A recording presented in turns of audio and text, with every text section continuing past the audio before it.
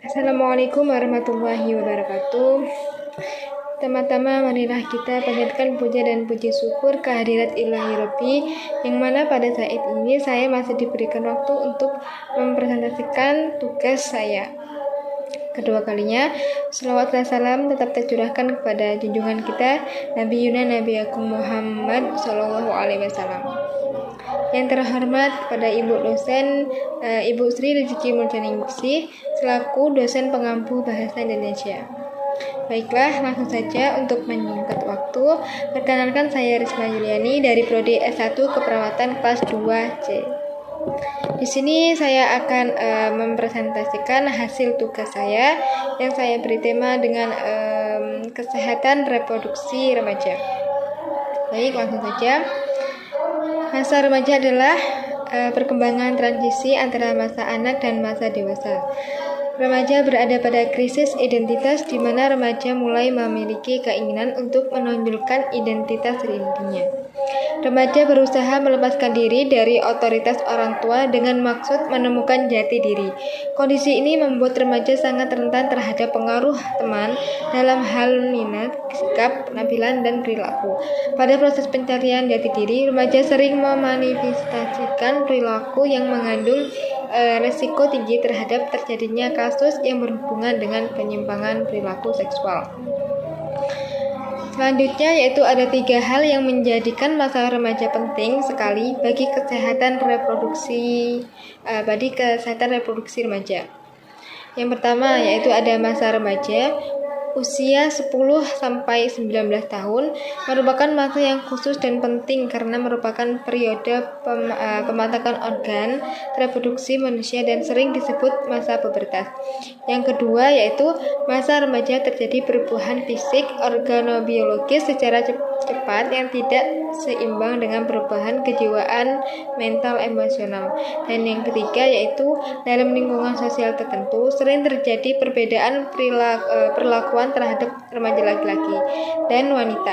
Bagi laki-laki, masa remaja merupakan saat diperolehnya kebebasan, sedangkan untuk remaja wanita merupakan saat dimulainya segala untuk pembatasan. Pada zaman dulu, gadis mulai dipingit ketika mereka mulai mengalami menstruasi.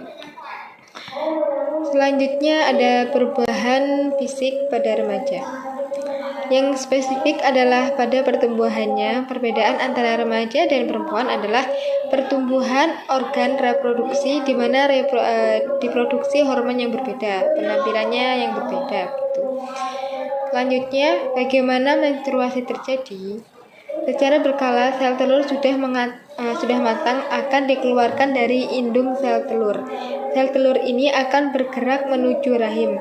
Sementara itu, rahim secara berkala akan mengalami penebalan pada dinding-dindingnya, sehingga ketika diperlakukan di atas akan siap menerima hasil konsepsi pembuahan.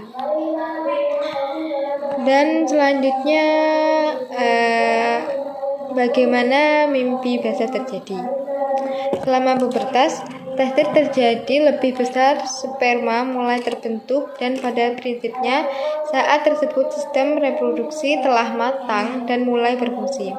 Remaja laki-laki mulai mengalami mimpi erotis yang mengakibatkan keluarnya sperma atau mimpi basah. Dan selanjutnya ada perubahan psikososial pada remaja. Remaja yang punya karakteristik khas yaitu cenderung energik, selalu ingin tahu, emosi yang tidak stabil, cenderung dan mengukur segalanya dengan ukurannya sendiri dengan cara berpikir yang tidak logis gitu.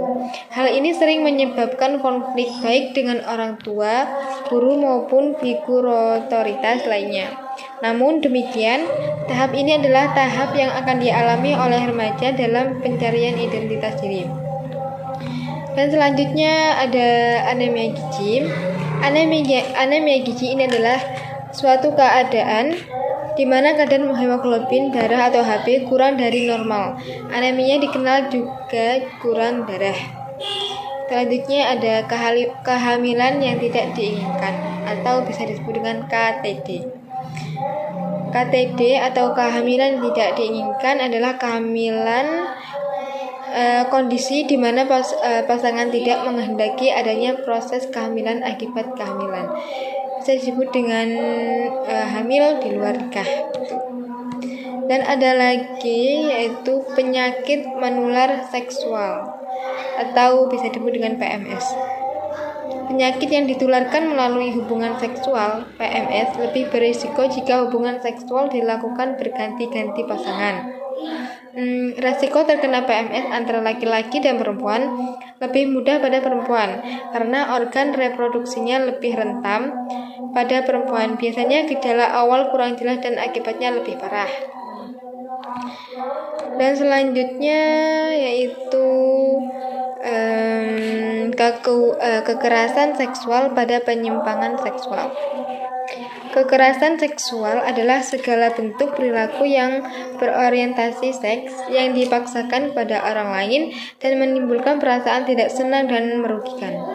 Contoh bentuk kekerasan seksual yaitu pandangan mata nafsu, siulan nakal, meraba-raba tubuh, merobek baju, pemerkosaan, dan lain-lain. Umumnya kekerasan dilakukan pada objek yang lebih lemah. Kekerasan laki-laki pada perempuan dan kekerasan dewasa ke anak. Dan baik, sekian presentasi dari saya. Kurang lebihnya saya mohon maaf. Wabillahi taufiq wal hidayah. Wassalamualaikum warahmatullahi wabarakatuh.